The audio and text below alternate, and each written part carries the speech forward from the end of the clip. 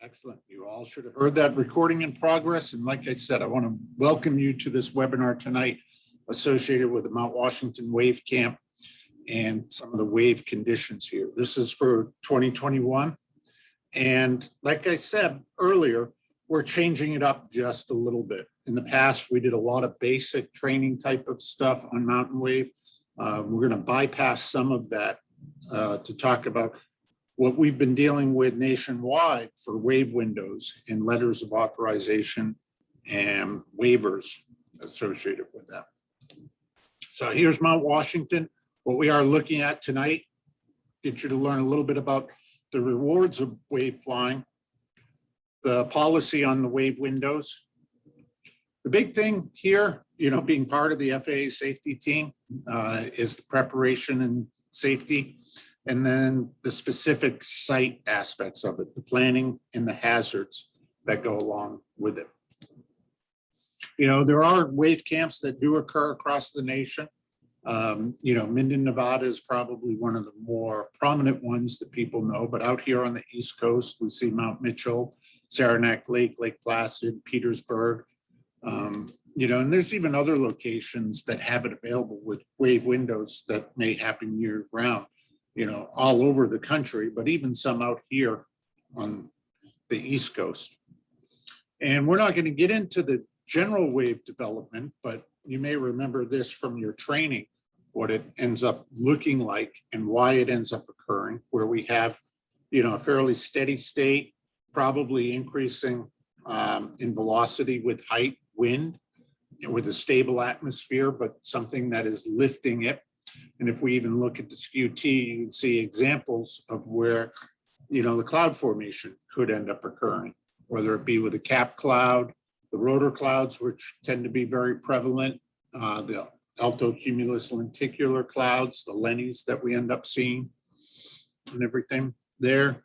But if you want to learn more about that, I'm going to leave it up for a while. You can go back to the 2019 wave flying intro. It's on the Boston Fast Team YouTube channel. And the whole first half of that covers basic wave formation and what is associated with it. We're not going to get into great details on it. It's more just to give you an understanding to be able to start to participate in that sort of thing. But it is out there and it's available. There's all sorts of other things too. I mean, I know I have enjoyed, I've watched it a few times. G. Dale's on YouTube with his seminar on wave flying, recording of that. That's very good. But tonight we're going to talk about some of the other aspects to it. And the whole reason why all of us go there, it's one of the few times every year I put in for vacation in January is for wave camp. For following year as soon as I can, is, there's a whole lot of rewards that come across with it. You're going to learn a lot, the change of behavior based upon experience. If you're a flight instructor, you've heard that 1,000 times over with it. But if you fly out in the Midwest, you really don't have much opportunity to see or try this. In fact, this picture is from a soaring club that I would occasionally go to. And more than once, I've ended up sitting down doing a kind of inadvertent seminar on ridge soaring and wave soaring for their instructors and students and pilots, just because they don't have the opportunity to experience that, even though technically they've been tested on it when they did get their glider rating. And it's not only the knowledge, it's not only the technical, the hands-on, but a huge, huge part is the aeronautical decision-making that comes across with flying in wave conditions. And that's very, very prevalent for us here at Mount Washington, probably more so than some of the other places that you could experience it around the country. And it's a completely new environment for most soaring pilots. Is you just don't get a view that looks like this all too often. It's different up in the air. You're so accustomed to being close to the ground. Out here on the East Coast, usually 6,000 feet or below. Out west, yeah, you get thermals that'll go up 15, 18,000 feet. But you're probably starting pretty high also.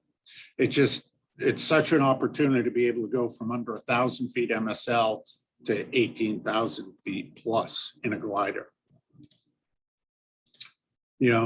I bring this up because people do ask. We, the FAA, have a device called the PROT device that helps teach about high altitude flying. And I usually every year around Wave Camp, I have a few people ask me about it, which I have this year. And it looks something like this. It's not a pressure chamber, but what it is it's a reduction in the partial pressure that you're breathing in the masks specifically, that will help you understand and feel some of the symptoms associated with being oxygen deprived. Hopefully we'll have it here in New England soon. I was actually working on it to get it here for the spring of 2020.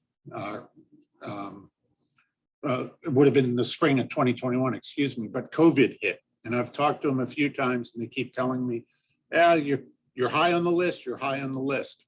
We've tried to get it here in the past. They've canceled near the end or just before. One year they were going to bring it out before Sun and Fun. And then a couple of weeks before said, well, the schedule's just too tight, we can't do it. So we are kind of in a hurry up and wait mode with COVID. It has changed a little bit, but for glider pilots, normally you don't have a medical certificate, but if and when we do get this device here, you will need to have at least basic med to be able to use the device.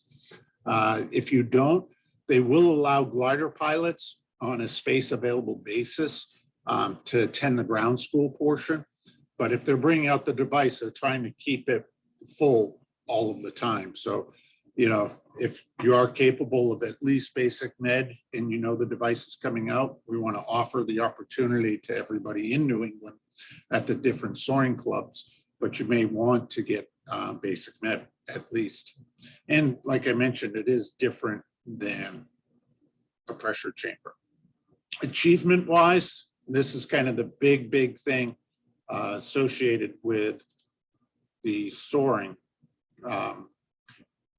high altitude and state records here in New Hampshire. Believe it or not, we have, out of all 50 states, we have at least the 7th highest state records for altitude, depending upon which type of aircraft you're looking at.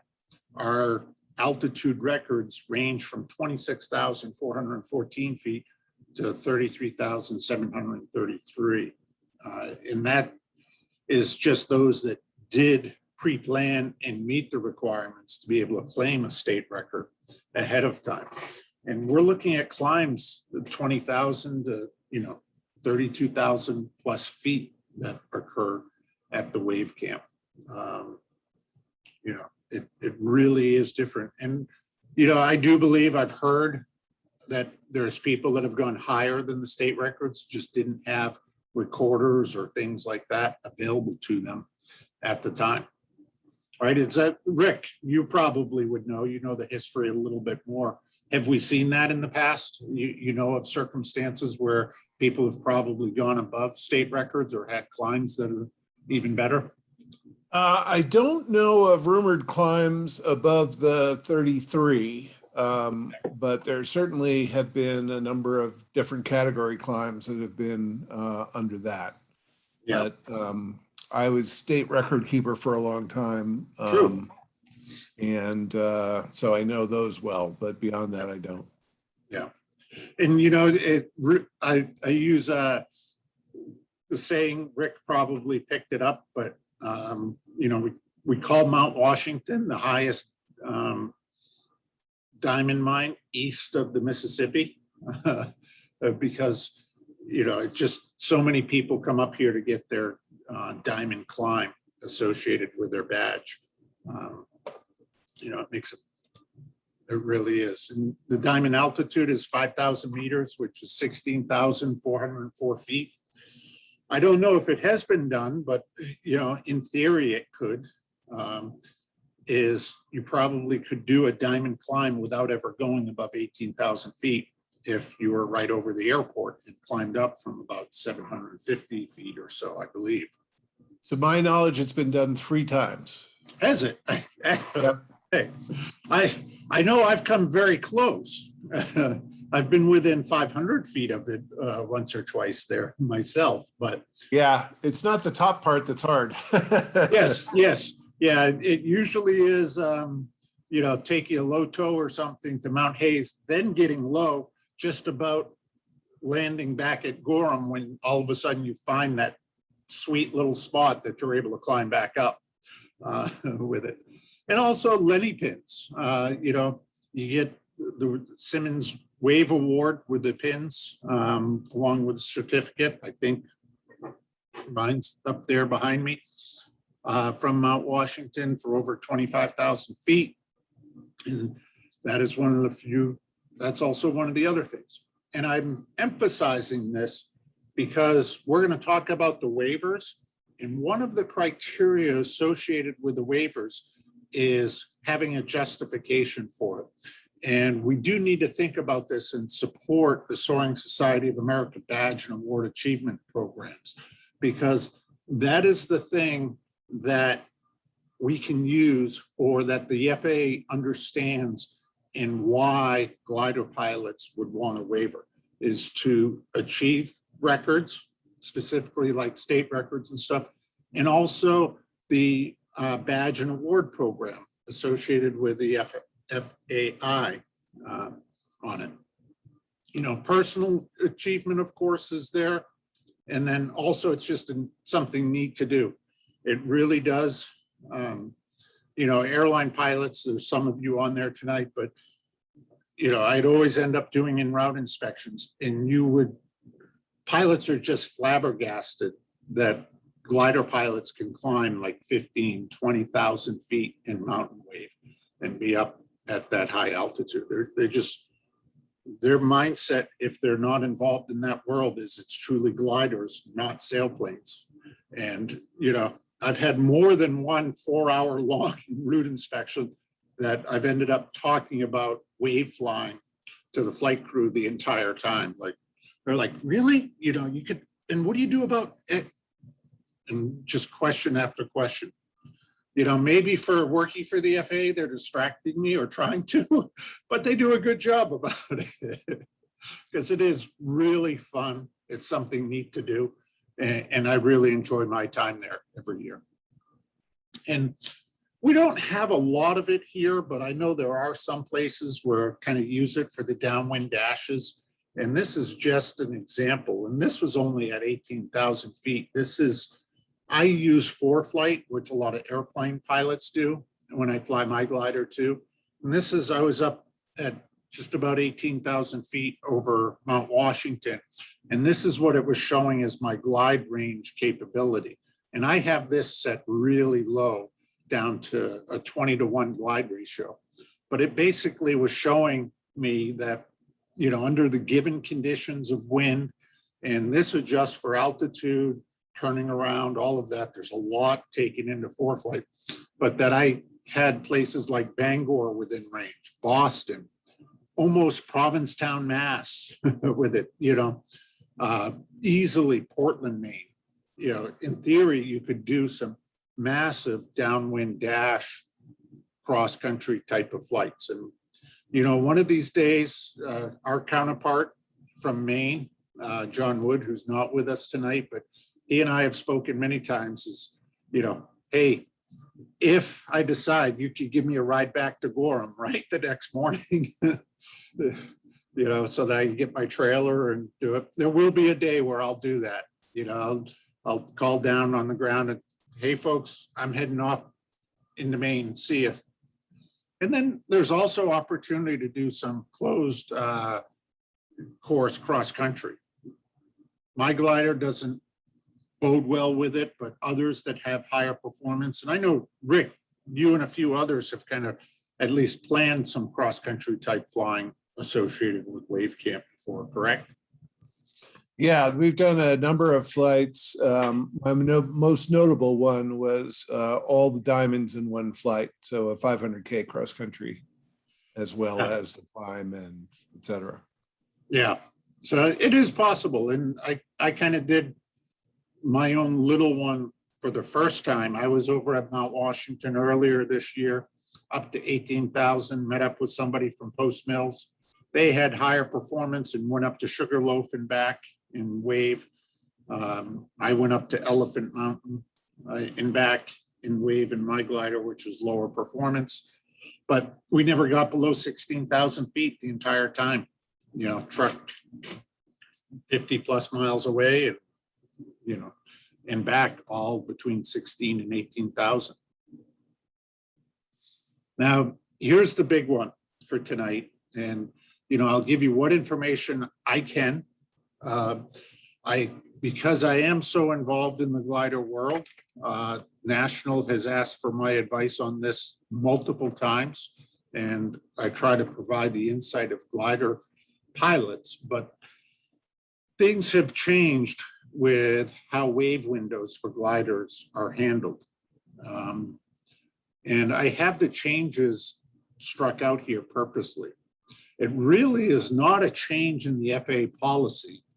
It is more a change in what has been the FAA practice in years past. Is the policy has always been there, but it may not have been followed to the T by all operations. And as a result, this really has provided a challenge for all of these areas, like Gorham, Mount Washington, soaring, a few others on the East Coast, many on the West Coast with this. And this is going to be kind of a big subject for this evening. First and foremost is there is the regulation associated with Class A airspace, and the introductory paragraph basically tells you, hey, guess what? If you're going to do it, you need to do it under instrument flight rules. And we know the number of gliders that are approved for flight and instrument flight rules is about pretty close to zero. Not quite there, but pretty darn close. You know, there's probably only a few of us that have flown gliders IFR in the system. I have, but it's been motor gliders that are approved for it. And there's a whole different realm in terms of currency there and stuff. It gets a little bit crazy. So it just really isn't going to happen. The other part to this, which, you know, a lot of general aviation pilots are not familiar with, but us as FAA and safety inspectors, we get it drilled into us in training, is FAR 91-905, which is the list of rules subject to waivers by the administrator, i.e. ones that you can apply for and get a waiver for. One of those is 91-135, operations in Class A airspace, right? And probably Dan and Rob, you know, you've been through the training just like me. They start drilling this into you and somebody says waiver, what's the first rule you go look at? 91-905 to see if you even can waiver it, right? Also, a few other things that are associated with it in terms of the FAA policy is any applicants have to provide an equivalent level of public safety during the proposed operation and an adequate justification for the waiver. And as I mentioned earlier, the records and the badges, that's the adequate justification. Is in the eyes of the FAA, that makes sense. And sure, we will help support that when we can, how we can, as long as you're keeping it as safe, especially for the public. And you probably recognize that with the regulations anyways, is single seat aircraft, the FAA rules are pretty loose, you know, i.e. you can kind of go hurt yourself, just don't hurt anybody else. And then responsibility, and you find this in Advisory Circular 9172. And I'm just going to note, I meant to put that in the folder that Rob had sent out. So it's not out there, but I will emphasize it right now. If you want to find out some more information, it's Advisory Circular 91-72. Maybe make a little note. Hey, Steve, did you want me to go ahead and launch that in the chat? Yes, please do. Please do. If you have not done so already. but a couple links to some documents to help you out. But, flight standards, which are the FSDOs, is responsible for granting and denying waivers of any rules listed under 91.905. Air traffic is responsible for certificates of waiver, or more so of authorizations pertaining to Part 91 other than those listed. And then we have circumstances which, guess what? Waive windows fall into, where we need both. And if you take a look at 91.135 in detail, you'll see this is the first paragraph is basically where we need the waiver from the FSDO so that they know, okay, this is an equivalent level of safety for the public, and they have a justified reason to be out there and operating. And we will waiver them into Class A airspace and VFR conditions. The rest of it is mostly ATC, and this is where we get the letter of authorization, is the clearance. Guess what? We still need a clearance. They usually don't waiver that because everybody wants to know who's there. The communications, usually we have either the same system required or an alternate method of communications, such as we have the phone in the letter of authorization with Mount Washington. You need to have the transponders and now the ADS-B. Well, that's something that you'll see later on is ATC can waiver that. And they have done that for us in our letter of authorization. And then, there's a time frame associated with that. Request for the deviation from any provision must be at least submitted in writing at least 4 days. It can be continuing or a one-time type of deviation. Now that's for the letter of authorization or the deviation approved by the FAA. Waivers have 45 days ahead of time that they normally have to be submitted, or the FSDO has 45 days to act upon it when it has been submitted. So basically the intro is flight standards. All the other stuff is ATC. Now, here's the big doozy question, and I know Rick has asked me this more than once with it. Why the change? And like I said, it's not really a change. It's that it got highlighted that maybe some things were happening that really shouldn't be. Is what happened. I can't give the details, but there was an entity that was going around to different air route traffic control centers and requesting waivers up to 30,000 feet. What they were doing, they had the intent of selling commercial rides to the height of Mount Everest or above, take an aircraft higher than Mount Everest. These were also pilots that didn't have medical certification, without or very limited training for the passengers. And also they were planning on doing it in experimental aircraft. Now, to flight standards, for the most part, they don't know, understand, or even normally think about whether it's a standard category aircraft or experimental aircraft or anything like that. And what happened is just flight standards, the portion of the FAA that kind of is in charge of the 91 rules and the commercial operations and all of that, just didn't know about it. And when it became aware, they kind of said, whoa, time out here. One, with these type of entities for Part 91 commercial operations, we're already dealing with a large political brouhaha. The NTSB, you've probably heard, has had a lot of safety recommendations associated around Part 91 commercial operations, like scenic rides and gliders and all of that. That's been a big issue. And then even although it's not the same thing you're thinking of right now, and I know Jerry and I had talked about this, and I have mine as an instructor, a letter of deviation authority for experimental aircraft, is we have allowed in the past limited training operations in, say, experimental aircraft in order for proficiency training and transition training in aircraft, i.e.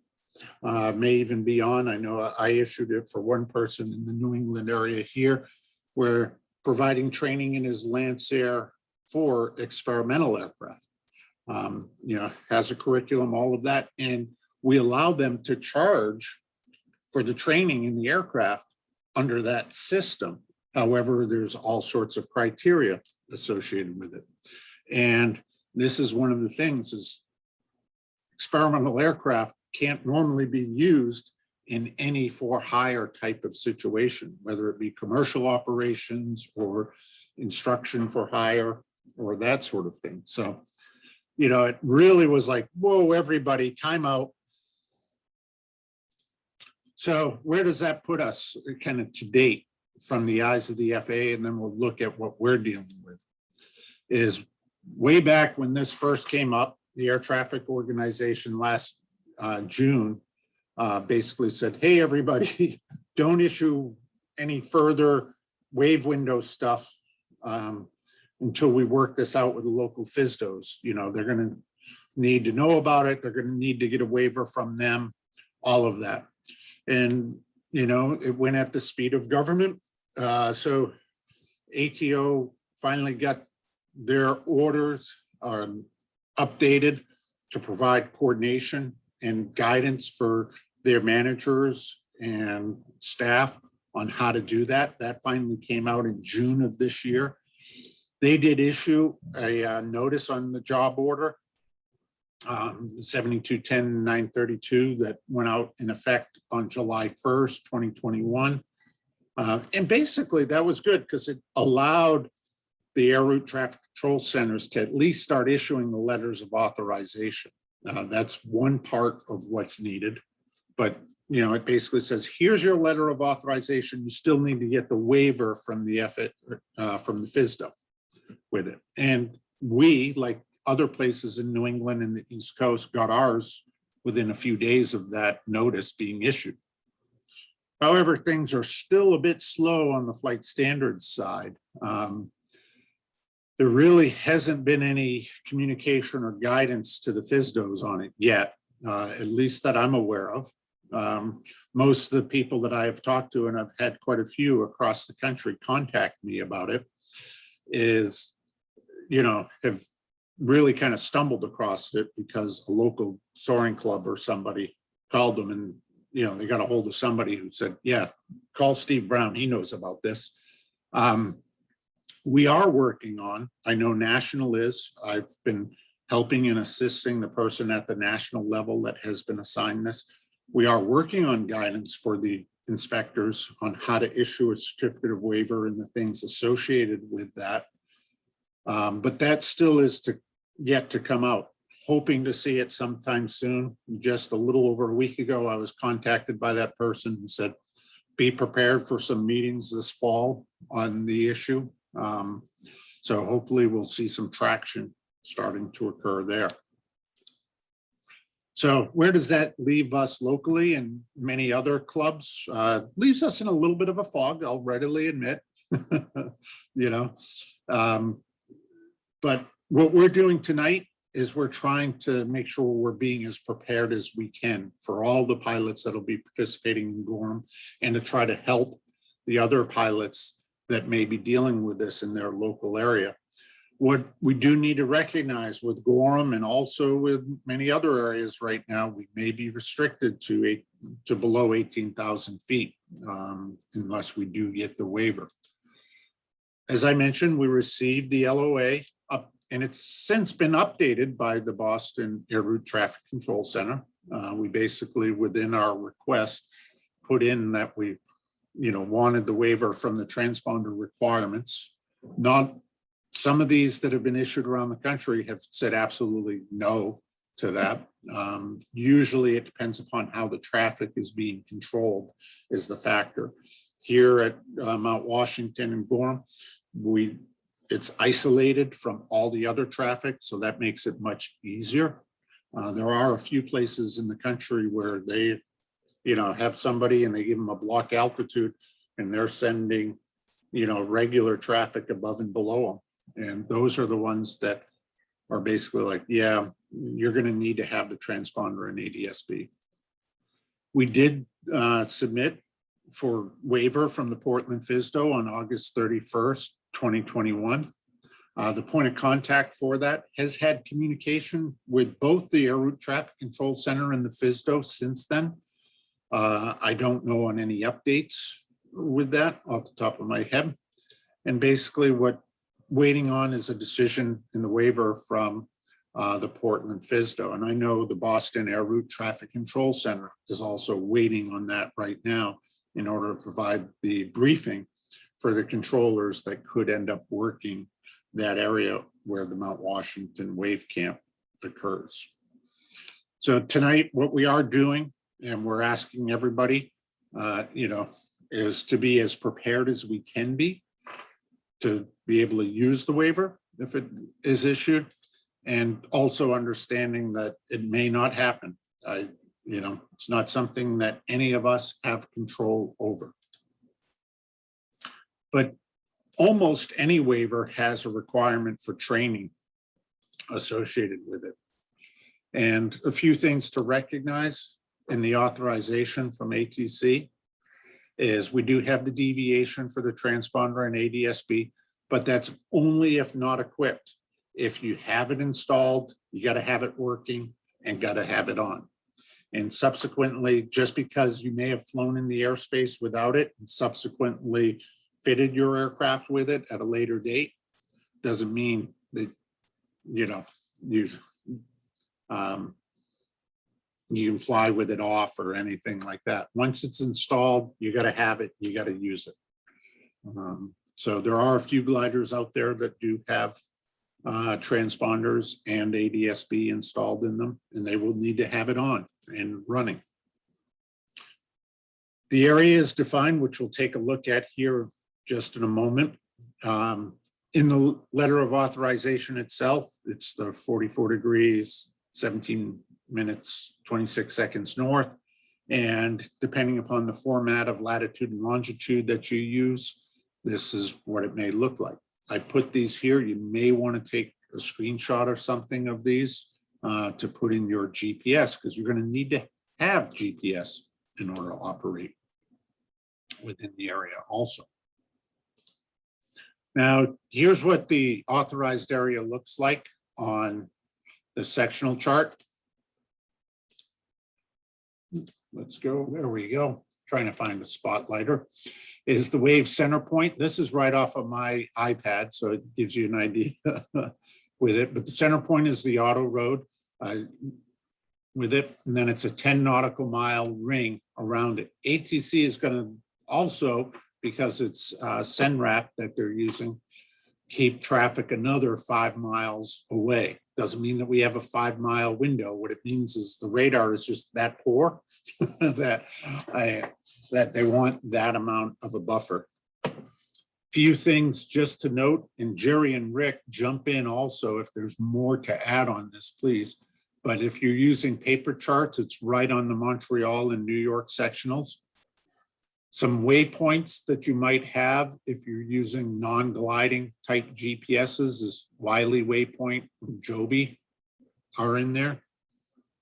Some things that are prominent around in the area are ski areas. Wildcat ski area is right down here, just south of the wave center point.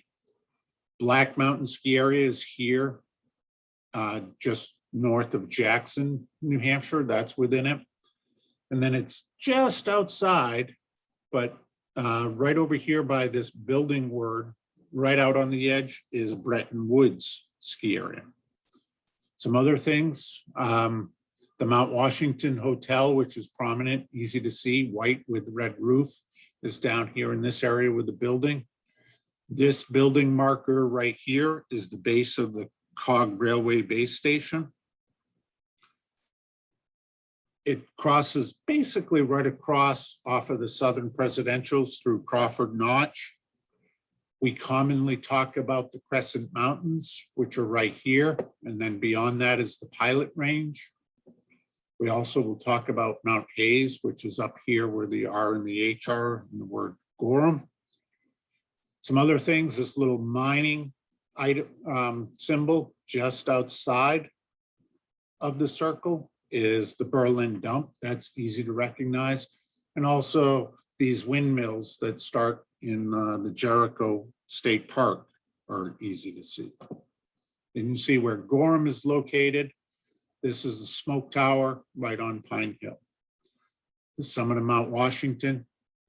As you'll notice in this depiction, I have the weather is reporting low IFR. Anything to add on the sectional chart? We'll take a look at the satellite map here next. I think that covers it well. Okay. Here we are taking a look at satellite map. I have waypoints in off of the Waypoint Exchange, which have some of the emergency landing fields and airports and markers available to us. Prominent item is going to be the horn. We use that a lot. This is Mount Deception, which is on the Dartmouth Range, which is a lower spur of mountains that head off of the presidentials out to the west by Twin Mountain and Whitefield. Route 13, it is one of the few fields out in this portion of the area that you might be able to make a landing. I will readily admit it is a very steep approach into that field. Up here is the car sales locations along with a Walmart. That's prominent waypoints for us. You can see the edge of it out here to the west northwest is a prominent junction of Route 115 and Route 2 Jefferson. Some other things that are very prominent down on the south end, basically right down at the edge, is Storyland and the junction of Route 302 and 16, which is also prominent, is just outside of it. These are some of the prominent landmarks that will at least help you keep oriented in the area. I do think, Jerry and Rick, correct me if I'm wrong, I suspect it's fairly rare, unless people are at much higher altitudes, to ever have anybody down here in the southern half of this. Everybody wants to stay up in the northern half because that's one of the few places you can land back at Gorham and maybe have an alternative landing spot. The only time I've been down there is up at very high altitudes. Yeah, no, I think that that's true. And generally, once we get, away from the Mount Washington Valley proper, we're already trying to be low. Yeah. There's no lift system. There's certainly not one that we've really explored that's much outside of a 5 mile radius. I would say that the shape of the area has changed. We changed it 10 or 15 years ago from a sort of 4-sided polygon that made sense prior to GPS, but with GPS, cylinder was much easier, and actually ATC appreciated it. It was easier for them. So yeah, it is very easy, and just like I had shown, and I use ForeFlight from the airplanes, but you can program in your own KML circle, which is what I've done. So I have this shows right on my ForeFlight so that I know that I'm within it or without all the time, in addition to, knowing the area. So training wise responsibilities, what it is required, and this is part of what tonight is making sure all pilots are familiar. Of course, all operations are going to be under VFR, and we're going to stay within the lateral areas. This is all on the letter of authorization. We can't go above the authorized flight levels. Okay, that makes sense. We all want to be good glider pilots. What is important is one of the equivalent levels of safety to this is that we are maintaining see and avoid. And that is part of why class airspace is the way that it is the speeds that aircraft approach each other above 18,000 feet, true airspeed wise, is pretty darn significant and has very, very short closure rates. It basically means see and avoid just can't be done at those altitudes. And people that fly professionally at those altitudes know and understand that. Things happen exceptionally fast. However, us in gliders, especially with wave, we're almost always flying down, say, 60 knots or something like that. And, you know, we end up with true airspeeds of only 100, 110 knots. So it is capable for us to still use the same premise of see and avoid that we use at lower altitudes. And that's one of our equivalent levels of safety. Of course, no student pilots acting as the PIC. If you're basically up there flying in it, you got to be rated. You know, there are some clubs that will have instructors that will come along to at least provide an introduction to their students. I know our club has done that. Jerry, your club does that almost regularly, and you've probably done a bunch, right? I have done a bunch over the years, yes. Yeah. So it is a good opportunity for those local New England clubs, you know, to be able to go in a two-seater with a glider instructor.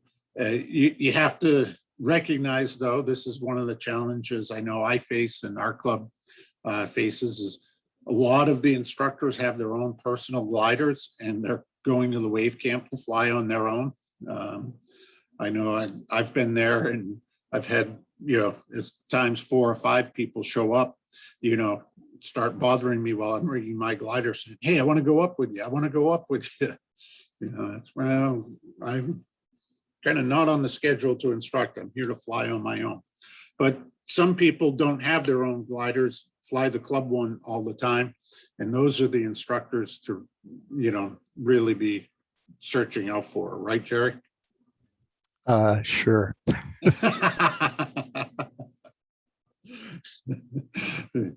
Yeah, with the letter of authorization, it requires telephone communications. You know, we got to notify the air route traffic control if it's not used, authorized, you know, and cease prior to it. And we got to put in for renewal by September 15th of each year. You know, the contact number, this is important, especially if you're going to be helping out on the ground. For Boston Center is right here. I have it programmed into my cell phone. And they request that we contact them normally 1 to 3 hours prior. And what they're going to want is contact phone number. And actually it's reworded somewhere else differently. They're going to want a primary contact phone number and a secondary contact phone number also with it. They want to know how high we're looking to go, what time, and also the number of gliders that we're planning on having up there at any given time. And have to advise, and everybody has to maintain air-to-ground communications on 123.3. And we're required to broadcast that every 30 minutes on 123.3. If you're not receiving it, you know, you must receive it or else leave the area. And Rick and Jerry, my gut feeling is I think that happens more about every 15 minutes than it does every 30, from what I recall. Is that correct? Or is it normally top and bottom of the hour? We try for top and bottom of the hour. Yeah. And I would say that people have been a little lax and they need not to be. You know, we need to do this religiously, and particularly if you haven't heard it, to leave the area. Now, there's a broadcast difficulty, you know, with usually a handheld trying to get over a mountain and et cetera.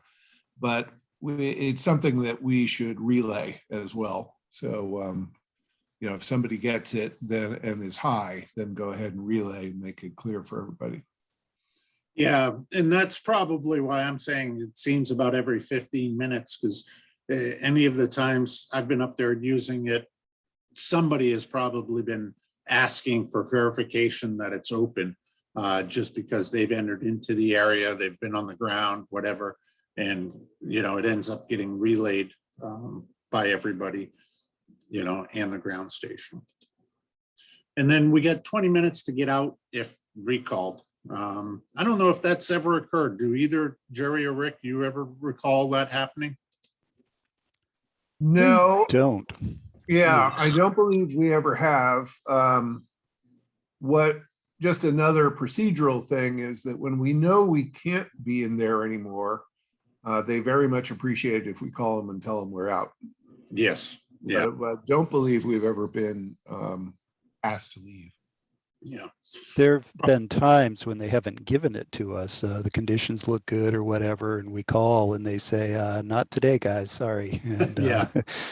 so that has happened, but I don't ever recall being asked to get the heck out. Yeah. Probably if it were to occur, it'd be somebody that they were controlling lost comms and was heading at us or something like that with them. That is a good point to bring up in terms of not being able to get it to be able to use it, is the holiday weekend is probably the most likely time, and it's part of the reason why we do it this time of year, to be able to get clearance into it. Being a holiday weekend, it means that the ATC authorized area that the military uses above 18,000 feet usually is cold. A lot of the guard bases and stuff are not flying normally on a holiday weekend. So there's very little likelihood that above 18,000 feet, airspace that would normally be blocked out for military operations is. So that's the most likely time that they'll give us higher altitudes. During the week and the end weekend are times where, as Jerry was mentioning, we're more likely to hear like, yeah, thanks for calling, but not today. The Air Traffic Control Center, may authorize and add restrictions, give alternate times and altitudes. What they're going to do, as I mentioned, the 5 nautical mile lateral and appropriate IFR vertical separation. I would assume, because we're not RVSM equipped, that it's 1,000 feet separation. They're sending people 1,000 feet over the top as the lowest, below 24,000, above 24, because we're not RVSM equipped, that they're sending them over at 2,000 feet. But I would have to ask Cindy or one of the air traffic controller people for verification on that. They will contact and advise ASAP if they get a recall. As I mentioned, they want both secondary and primary contact for the activities. Now, the waiver portion that comes from the FSDO, all of them have special provisions.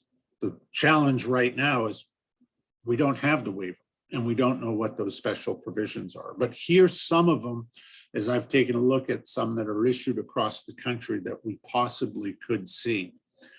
So here's some, they may or may not apply. I just don't know, but I want to make you aware, because one of the items is that the participants have participated in some training, and at least we can hit upon them ahead of time. Of course, the FAA has the authority to cancel or delay. They require NOTAMs to be issued for these type of special activities. We do already do that. We changed the frequency at Gorham to 23.3. That NOTAM is out there. Same thing, Boston Air Route Traffic Control Center, and they've already issued it, issues a NOTAM for extensive glider activity within 15 nautical miles of Gorham from the surface to 18,000. That's already been issued for this year. The briefing and training, some waivers do require signed statements by the participants. That's something we just don't know. Not all of them do. Each FSDO is a little bit different in what they may or may not do. It is a requirement on basically everyone I've ever seen, is that there is information kept on the qualifications of the participants, and the airworthiness of the aircraft must be provided to the FSDO. Rick, I know you sent out an email for people as they signed up, said, hey, the sign up list is going to be a bit more extensive this year. And the big thing is that you are on the list. Doesn't mean that every time it changes that we're sending an additional copy into the FSDO, basically we have to send it like once a year usually, and we need to keep an updated list, and that's what we have on the Google Drive. And then both the pilots and the aircraft may need to be available for inspection by the FAA. And of course, you can only enter and exit the waived area through the bottom only. Almost all of them, of course, radio and GPS is required. You have to have supplemental oxygen in accordance with 91.211. Weather requirements, you'll see some variations on it. It's probably most common to see a minimum of 5 miles visibility. Some of them you'll see cloud clearances also. It really does vary from 5 miles and clear of clouds to 5 miles, 1,000 feet above, 1,000 feet below, 1 mile horizontally. It really does depend upon the operation and what goes on there. Of course, all the wave windows are VFR daylight only. They usually require some training on the area. Pilots are responsible, we know. This is one to think about, and you can take a look at FAR 91.121. Most of these do not allow it if the local altimeter setting is below 2992. And that's because VFR traffic and traffic flying at the flight levels can overlap. So ATC limits it on what the lowest usable flight level is, and have seen that. So that's something just to think about. That may tend to be a lower pressure. I'm not typical in most of the times that we're flying, but just something to be aware of. And motor gliders may have some additional requirements to them that they need to be thinking about. And this may be those. The requirements for powered civil aircraft with standard airworthiness certificates are a little bit different. Even if it is a glider, that's under 91.205, so you might need to take a look at that. The same thing on powered aircraft with anti-collision lights, 91.209 might play into it. And one thing about waivers is, what it does do is it probably increases the possibility of ramp check. It always could occur. I don't ever recall ever seeing or hearing it occur, but it is an increased possibility. But being a glider, it's probably going to be pretty simple. Just make sure you get your pilot certificate and government issued photo ID with you. Being glider pilots, I want to mention, make sure that you have gotten the updated plastic one. It's been 10 years now that's been required, but I know there are some glider pilots that may not keep up with the best with regulations and may be walking around with a paper one. You do that, get together with an instructor at your club, they'll help you out. Make sure you have your airworthiness certificate. Rob, you probably can chime in on this some, but make sure if it's experimental, most gliders are in air racing, exhibition air racing, make sure that you have your operating limitations in them. And if you're going to the wave camp, you should have it in your program letter, or at least, sent an update to it. And make sure that you do have the experimental displayed on it. Anything else catch your attention, Rob, that you would look at? No, Steve, you're doing a good job covering everything. Awesome. Make sure you have your federal registration. Those of you that are in Hampshire-based, state registration. The first ramp check I ever got was by a Fed on one side and a state aeronautics inspector on the other, checking the New Hampshire specific items. If it is high altitude flying, such as the waivers we're looking at, there's going to be more interest in your oxygen system. Although the rules are pretty simple on that. Make sure your parachute's been packed. 99.999% are at the 180-day pack cycle now. I just mentioned, make sure you know where to find it on yours. I've come across a few glider pilots that are like, oh, there's a tag that tells you. Yeah. And then know that the, make sure that you are on the list is a big, big aspect to it. And really, Rob and Dan both probably can attest to this, because I know I end up doing it or have done it. You know, and most FAA inspectors don't know much about gliders. If they're assigned to go do ramp checks on gliders, they're actually probably going to be happy, because it's neat aircraft to them, stuff they haven't seen before. You know, if I'm sent out to do ramp checks and there's a 172 and a P-51 parked side by side, the P-51 is going to get the ramp check. You know? So that's just something to recognize is, you know, we're pilots, mechanics at heart. We want to see some neat stuff. And I think probably more than 50% of the ramp checks there are us as inspectors asking questions. Oh, how's that work? You know, we're just trying to learn, and we find it really neat and interesting. Do you guys agree? Absolutely. That's the way it would be for me if I was inspecting the glider. No. Terrific. So getting into the preparation and safety, we're going to go just about another 15 more minutes here, folks, but being prepared is being safe. And we'll hit upon these items here just quickly. You know, and you want to think about the weather, because, you know, you're going to see variations all on the same day. You're probably going to be up above, think, or have big holes that you can climb up through or not. You know, maybe you'll find that, guess what? The visibility is not so good down near along the edges of those holes, and even being aware that they can kind of close up on you with it. And also the temperatures changes, you know, big descents from high altitude with freezing, you know, your aircraft can freeze up. It's very common to see frost develop on the spar.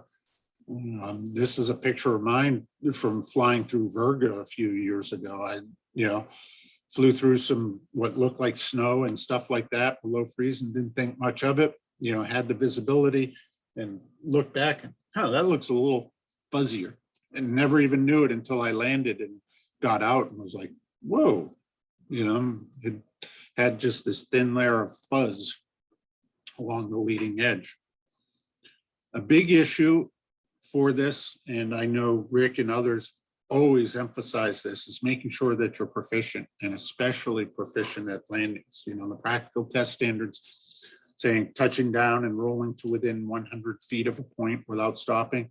This is where you're going to apply it, especially if we're taking off and landing off a runway 12 at, I want to say Franconia, at Corum. You know, you take a look down, and this is from the approach end, departure end of runway 12, looking down the field, and you'll see there's not a whole lot of space down there. It's something just to be aware of. And the other thing to think about is make sure that your brakes are in good condition on your glider before showing up there. One of the things, you may not have thought about this, especially if you just kind of hang around the club, but diversion and outlanding is a distinct possibility. And I think more so diversion than outlanding. You don't want to land out away from an airport, but you want to divert. And if you're going to land at some other airport like this, make sure it's comfortable, has a hammock, you know, fire pit, swing, all of that. Is you need to be prepared for it. And, you know, it really can be your best option when the cloud cover is there. You know, we don't encourage people to go up above. We've had issues with that before, but it also has happened where, you know, a layer of clouds starts to develop while some people are up higher. And there's lots of good airports, many, many more, you know, Freiburg, Bethel, Tibbs is a private airport. I've flown in and out of there. There's fields all around it that work too. You'd have trouble finding the airport. Andover, Maine, not even on the chart, but there's some airports out there that I've seen. I will readily admit, Leavitt is an airport I'm familiar with that is due south. It's only 40 feet wide. I would almost say if you're going there in a glider, expect at least some wingtip damage. And do take a look at the waypoint exchange for Gorham, Franconia, and others. It really is, if you're up higher, a pretty easy downwind run. And last year we had some circumstances with significant crosswinds. We've had most people that were up flying at the end of the day diverted to Berlin. We had kind of a mass diversion up to Berlin because of the weather conditions. You know, and the satellite picture I have here, the purple is Mount Washington, of course, low IFR, Berlin, VFR, marginal VFR at Whitefield. But if you just take a look, you can see with the wind, and as you go downwind to Freiburg, Bethel, Tibbs is up here, and others, how much more the clouds just break up. And that's just such an easy downwind diversion if you end up basically getting caught on top with it. Outlandings, though, are harder, much, much harder. A lot of trees are around the area, and really think about it in a mindset that what you want to do is land safely and walk away. Is if you are landing off airport, you really got to be prepared to sacrifice the glider for your safety. You know, it's rare that we have this happen. We don't want it to happen, but it is the mindset that you have to have. Rick, Jerry, you agree? I know I'm giving personal opinion there, so. Yeah, absolutely. Yeah. It's pretty bony out there. Yeah. It's not an airport. But yeah, you need to be prepared to say, okay, this is real, and we're going to be landing in these trees, and we're going to do it under control, but at minimum airspeed. Yes. You know, there are some fields out there that have been used or could be used. You know, you hear people talk about the auto road parking lot. I know there's been some changes there the last year or two. I haven't been over by it lately. I need to go. The golf course in Gorham, Durand nearby, ends up that one of the family owners of that is a pilot from Gorham. So a few of us have the contact if anybody were to land out there, but there are power lines over it. Wildcat parking lot's been mentioned, Mount Washington Hotel, golf course. But I also hear people talk about, and I know the area and I go around this area a lot. I've actually gone and looked at a lot of these, you know, some of the things like people say, oh, right by Crawford Notch, there's some fields. Now there's 40-foot drop-offs in those, you know, that are hidden in the grass. Marion Way is a road that they did some logging. If you've been up there, there's rocks and stumps that are pretty big. Like, oh, I'll just land on Route 16. Well, Route 16 is pretty hilly, power lines, trees hanging over. The Cog Railway parking lot, same thing, just hilly. Route 2, same thing, hilly, power lines. And even, well, the Marion Way, excuse me, is the road off of Route 16. If you ever drive up there, yeah, it's so hilly, narrow, it's not going to work. And then the Mineral Springs is the clear cut I was talking about before. That's just off to the west southwest as you're climbing out on the airport. Everybody kind of wonders about the cold weather. Really, the big thing is dressed for the conditions. You know, it varies. It goes from maybe there's some snow on the ground to, you know, we're out there in t-shirts some years. It varies day to day. It varies with the altitude, the sun available. That's a big, big factor on how warm you're going to be in there. And even the venting in your aircraft. You know, probably the biggest issue is people dealing with frozen toes. And most people want to wear big boots, but you may not be able to. So you got to find some way to deal with the, you know, chilly toes. I know people talk about putting these in their boots. Guess what? I've never found them to work because they're based upon oxygen, just like our bodies. They need oxygen in order to have that chemical reaction. Now you stuff them inside a boot, tie them up, and take them up to altitude. The partial pressure of oxygen is just so insufficient that they don't end up working at all. What I actually end up using is I have rechargeable remote controlled inserts that I put in. I change my socks, change into lightweight boots before I go flying. Almost always works for me. You know, a lot of people, more and more, you're seeing if they're doing it a lot, especially wave boots. I do carry some of these with me, partly for emergency purposes. I will occasionally use them too in the aircraft if my hands are getting cold. Just like I said, though, at altitude, they basically don't work at all. It's when you descend, I found them, you know, you use them up at altitude, they're putting out very, very little heat. You know, as you're entering the traffic pattern, you're starting to burn your hands with it. One important thing, and I'm probably going to turn this over to Rick here for a minute. It is important that you have a tracking device like satellite-based tracker for some reason. You know, on the list, it's there. I myself, I make up these little tags that I give to like the operations person so that they have me, and I leave it on the back of my trailer so, you know, people can find me. I think if something were to happen, Rick, right, this is what we're probably most worried about. Yes, no, that's the real requirement. It's also, you know, sort of polite that if you're flying around even at your local club and you're not, you know, you're not home, the satellite trackers give you a chance to see, oh yeah, he's fine, he's within glide slope, he's, you know, but really this is for you know, landing in the trees and, you know, landing up on the side of any of these ridges. It's going to be a long time before somebody can find you. So it's really important. You should, every pilot who's flying cross country, and this qualifies as cross country, should be flying with one of these. Yeah. I don't, you know, you had mentioned it to me a few years ago and we've talked about this, but you know, heaven forbid if somebody had a hypoxia event and passed out up at very high altitude, you know, this would be the only way we'd probably ever find them. You know, if they became unconscious at very high altitude and drifted off in their flying glider, who knows where in Maine they would end up. You know, it's just so important.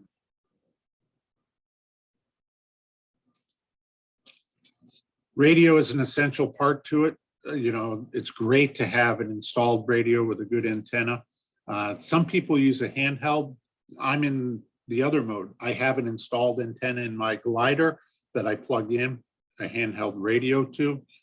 And also do think about it. This is a challenge, is communications with the oxygen mask on. This is very similar to the oxygen mask that I have. I just don't have the built-in microphone in mind. So that ends up becoming a factor.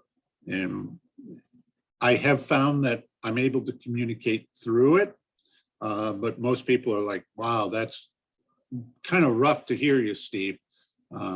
Yeah, so I'm really more, and this is probably the case, turning into a listening mode when I have the oxygen mask on than not.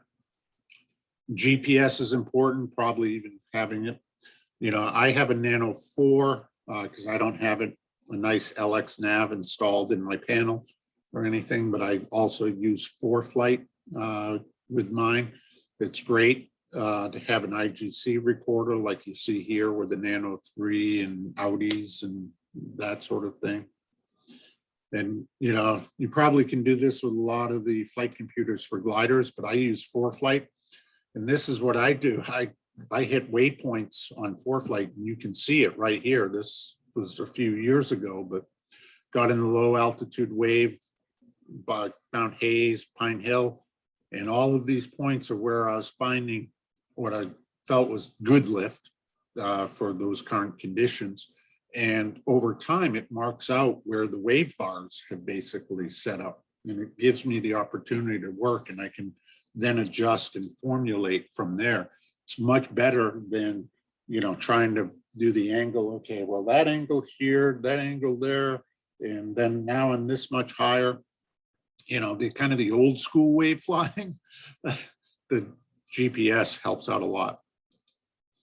Oxygen is an important part. I can't emphasize enough, you know, cabin pressure. This is just the 91-211 is the crew has to have it available 12.5 to 14. Above 14, they need to have and use it, needs to provide it to each occupant. You know, I myself, I try to stay healthy. It's the 10 to 12,000 foot mark that I'm putting the oxygen on, you know, getting my face mask on, turning it on, all of that. And it is interesting because I've even seen this there. And I've even talked to some people that have dealt with it too, is probably the best indication that you were hypoxic is the massive headache that follows. You know, the classic happy-go-lucky as you're up at altitude, hey, this is pretty good and everything. You come down and land and everything's fine. And then an hour later, you're like, oh, my head is killing me. You know, I'm somebody that never gets a headache.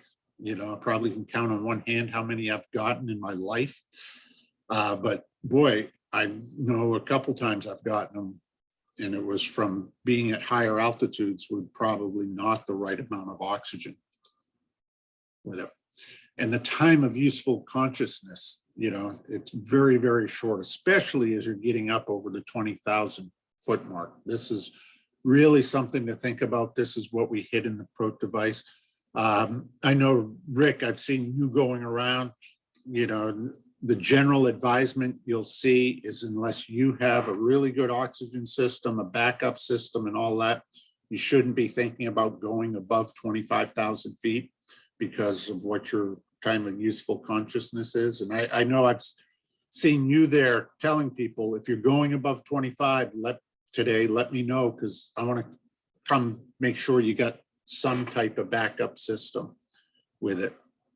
You know, and my personal limit, I do carry some backup oxygen, probably not the best system, I'll readily admit that, but I do carry it with me and I have used it. But this is my personal limit here. That's what my mask is certified to by the manufacturer, you know, and I have a continuous flow oxygen system. And you look at how quick, if things go bad, you got to get down with it. Now, why? This is not a 91-211, but this is a good reference for standard category aircraft, airplanes specifically for oxygen, or under the Part 23 under these regulations, which basically allowed nasal cannulas up to 18,000 feet and then allowed masks up to 25,000 feet. And that was your maximum authorized operating altitude, 25,000 feet if you're unpressurized. And it all goes back right to this here, you know, is the time of useful consciousness on it, is you need to have the higher quality system with it. You know, and I know it was a few years ago, I know a student that went up with somebody and they used a nasal cannula above 18,000 feet. And, you know, said, actually, you know what? I asked to start coming down because just as we passed 20, I could feel I was getting lightheaded. I couldn't tell what was going on. You know, you really, although Part 91 doesn't specify it, this is what I would strongly encourage and recommend. And even more so, take a look maybe at the Oxygen Talk article that we have. So nasal cannula, yeah, okay.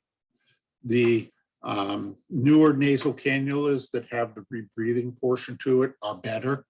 I have a couple of these. Recognize they don't last forever, that the paper membrane inside can go. Yeah, I would say kind of better. It meets the regulatory requirement, but probably I like these myself better than those. And what is really good, and I would recommend, is having, you know, a good sealing mask with it. Because I fly in the area all the time. This is what I have, and I leave it in my glider so that it's always there and available.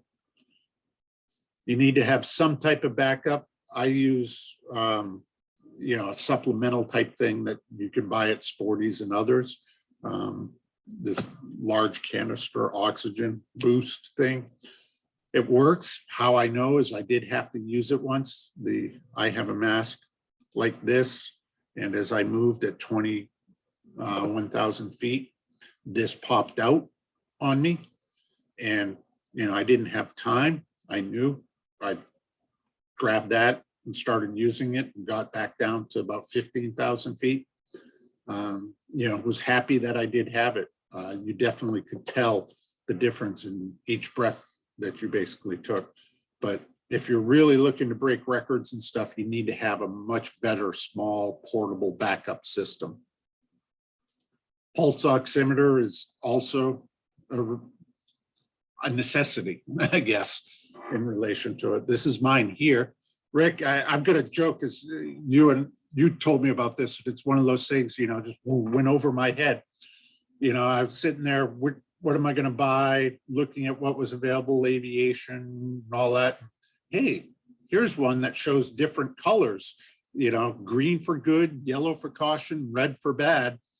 And I think you were the one said, when you get hypoxic, you know, it affects your vision. Don't you lose like color vision? Yes, you do. Yeah. And it's like, yeah. Oh, well, that was a good gimmick I fell for. So green for good, gray for bad. Yeah. Yeah. It's just those things you just don't think of. And that's what it is. You need people to help you out as you're flying here. And I'm going to point out, this is one of those things. Halloween is just around the corner here. And you want to see what my Halloween costume is or was, and it is from the wave camp, determined after the fact, is right here. Jerry, because he works in this field, but I have a lot of dental work because I chewed on a hockey stick as a goalie. But a few years ago, was up very high at the wave camp, descending fairly fast with it, and you know, got a big sinus pain as I was descending. Got little ones in the past, you know, maybe a little bit stuffed up or something, but this was much, much worse. And as I passed through about 18,000 feet, I heard a crack and felt the relief go away. Well, guess what? A few weeks after that, what I had is a bridge, false teeth, starting getting loose and everything. And now I've been dealing with this problem for a few years. Because of COVID, the ultimate solving of it got pushed off a whole year. And, you know, I describe it as my most expensive glider flight to date, because it has cost me, or will cost me, greater than 200 AMUs. And that's aviation monetary units. You know, so these are things you got to think about. And what's interesting is all of us as the FAST team program managers here in New England have dealt with this. I know, Dan, you had high altitude dental issue, abscess or something.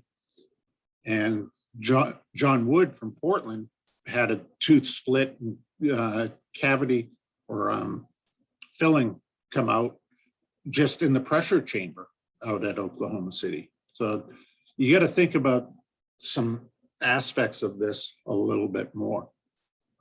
You ever thought about this, Jerry, with your field of work? Yeah.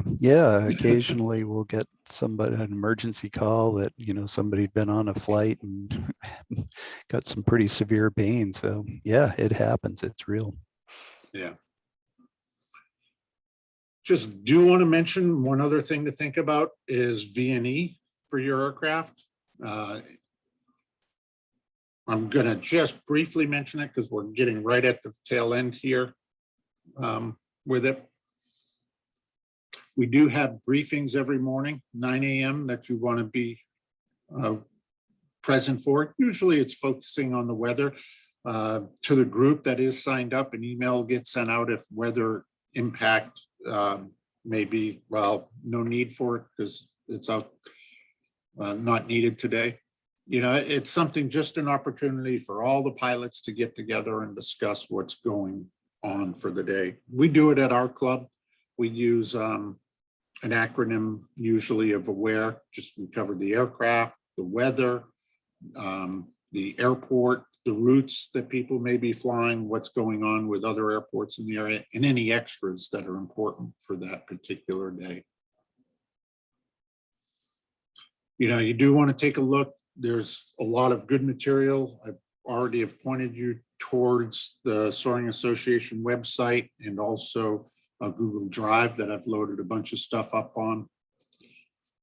Make sure it is cross-country flying. Make sure you have your crew just in case, and recognize that landouts do attract attention.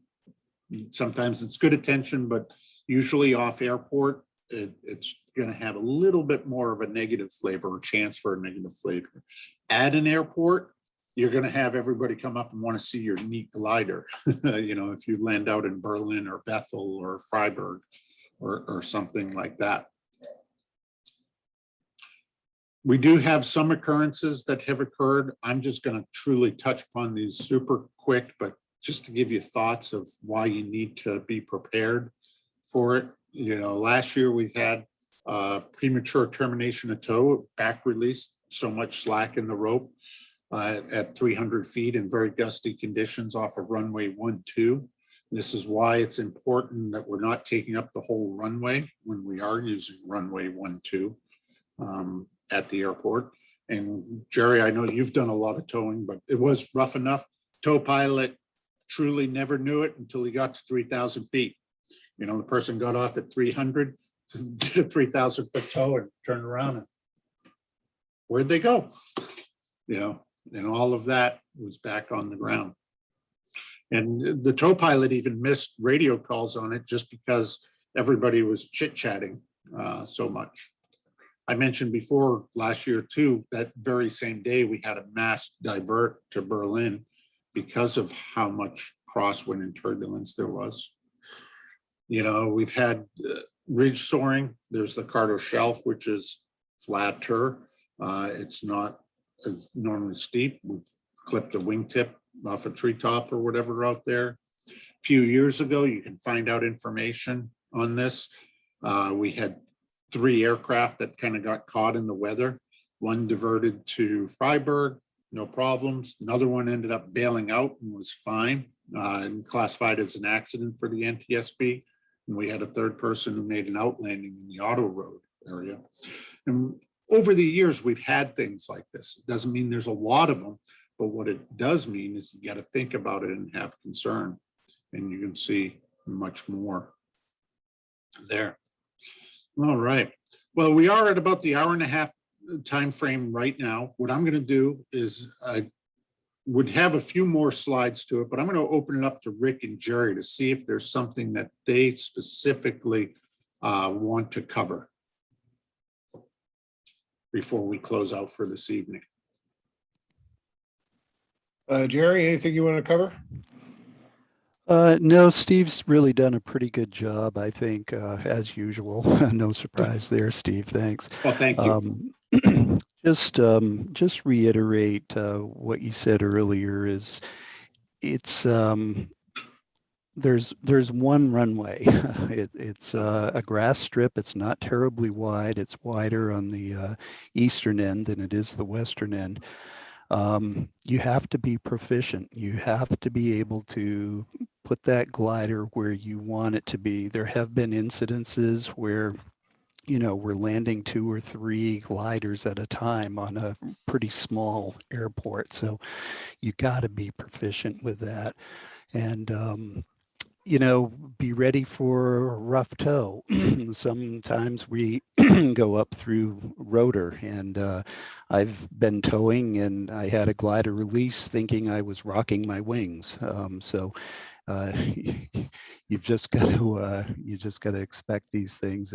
It's not your average day of thermal soaring up there typically. Yeah. It is true. I know, Jerry, you towed me up once where I was the wind dummy for the day. And I specifically noted because it was the day that I ended up getting into lift that was 24 knots up and a very different cloud formation. But I also remember after I got off tow, you called back and said, hey, folks, I don't think we're going to tow to, straight to the primary wave. We're going to make it roundabout. Yeah, after yeah, we that make last one. modifications as we learn, Yeah. for sure. Yeah. Rick, I would just add, I think, all the safety stuff has all been good. So I'm just going to add a little bit about our change of organization. yes. So, we had started to distribute the various tasks of putting on the wave camp. And last year I was saying, well, we really should come up with a more structured organization. And the more I thought about it, the more I realized, well, that organization is really a contest organization. It's the exact same thing. You got a bunch of gliders, got to get them in the air and have to operate safely. So we've more or less adopted that. And Glenn Kelly is your boss man. He's the one who's really going to be running the camp this year. And then we have people in safety, myself, although that at the moment is going to be handled by Glenn, but if John Good does come up, he's said he's willing to take that job. Oh, excellent. And yeah, and then I am serving as the treasurer. So any funds that need to get settled up and the end of encampment billing and cross billing will be done by me. And I have taken this year the role of encampment manager, which has been doing most of the interface with the town and the town officials and, sort of that background organization. Steve Wadakadis is going to be operations. So he's responsible for coordinating tow planes and tow pilots. The tow pilot situation needs to be handled by one representative of each club, needs to hold their hand up and say they will be the interface to Steve, because Steve can't tell Post Mills who's going to tow when, so we need that kind of organization. But the operation at the field will be handled by Steve. And not to leave anybody out, Tim is going to get our porta potty, as he always has. That is important. That's very important. And I really should say also, once again, to reiterate, the airport sits on the aquifer that feeds the town, and Yes. it is controlled by the water department. The airport is controlled by the water department. The airport manager essentially reports to the water department, and our continued use of the airport entirely depends on how well we treat it. And so they are hypersensitive about fuel and oil spills. So you want to keep that in mind. All fueling of tow planes has to happen on the pad, on the little asphalt pad. And just be really careful about keeping things clean. Campers need to be dry camping, and leaving no trace. And at the end of the encampment, we're always, do a policing round, but please, while you're there, police yourself and keep it super clean, because we want to get invited back. Yeah. And that is that. Very, very, very true. Terrific. Well, thank you for providing that. More information, a little bit has been sent out. You can take a look at some things too, a couple interesting articles in lower performance stuff in the soaringeconomist.com. But there's been the handouts on the Google Drive and also on the website. If you are interested, here is my contact information. If you do want to get a hold of me, and what we will do is we will go ahead and basically kind of close this out for the recording portion here tonight and for the webinar. You will get credited on FAAsafety.gov for the WINGS program if you use the same email that you did use, but we'll go ahead and close it out. You can depart the fix if you so desire, but we will also stay on for a little bit to answer any questions that people may have. So thank you everyone for joining us. I hope this has been helpful. I hope to see you there. I'm there during the week, the second weekend And I even take the Monday after the second weekend off to kind of help Rick and others clean up if really need be, if there's just some lingering items. So I look forward to seeing you there. Thank you, everyone.